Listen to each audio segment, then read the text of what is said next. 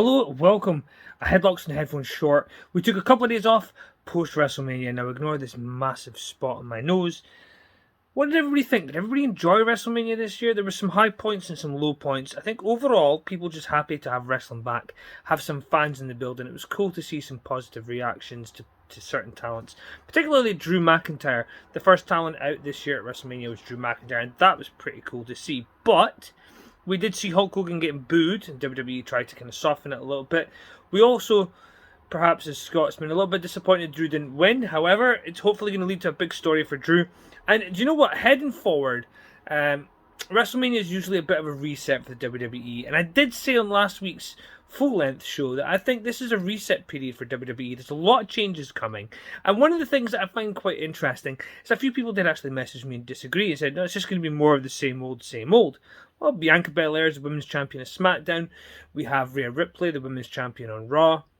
We didn't see title changes on Raw or SmackDown in the male division, but we did see some very interesting stories develop. Now, if we move to night 2 and we look at match 1 where we saw The Fiend getting kind of turned on by Alexa Bliss, we did see what I think was probably the poorest night on night 2, and certainly didn't start very well when you have Alexa Bliss basically bleeding like the Ultimate Warrior did with Papa Shango.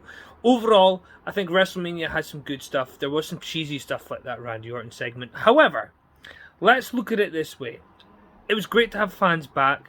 Not only that, WWE were put on the spot. And for me, we found out something very interesting on night 1 of WrestleMania. Yes, if it rains during a live show, then they might carry on. But when there's lightning, probably can't. But what we did see as a result of that was some very good, off-the-cuff, unscripted promos. Kevin Owens, for example, was great.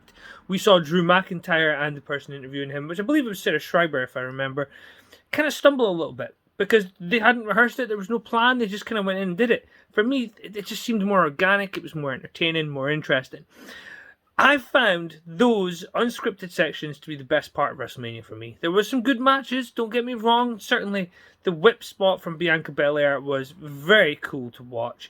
But the unscripted promos that took place, we got to see the good guys from the bad guys. And I don't mean babyface and heel. I mean the people who are capable of doing stuff and the people who are not. But for those who watched the full show last week, we did have WrestleMania bets, and let me tell you, I pretty much got most of them wrong. I did say that if Naomi and Lana got through, they would win the belts, but obviously it was Natty and Tamina, and that meant that Shayna and Nia kept the belts. But it was a truly awful, for me, that was one of the worst matches of the night. I know some will disagree, but night 2, that was probably the worst match for me. But as far as match of the night over both nights,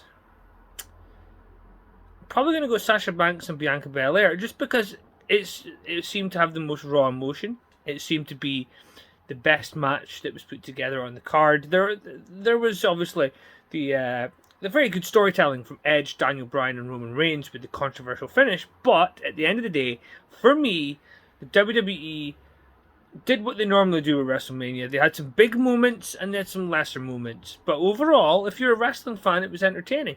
The thing is, to remember, there was also so many other wrestling shows that took place on WrestleMania weekend. There's just not enough time to take them all in, particularly like me when you've got university stuff to do and you've got a family and you work. But for everybody out there, we're through the WrestleMania hump.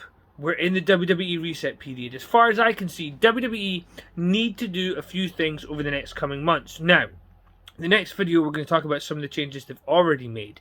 But we're also very soon going to talk about some of the changes that need to happen. There is, of course, always that big hurdle to get over on WrestleMania week, which started last year, which is where they fired lots and lots of talent. We're going to talk about that in tomorrow's video. But for now, thank you for joining me. We'll see you tomorrow.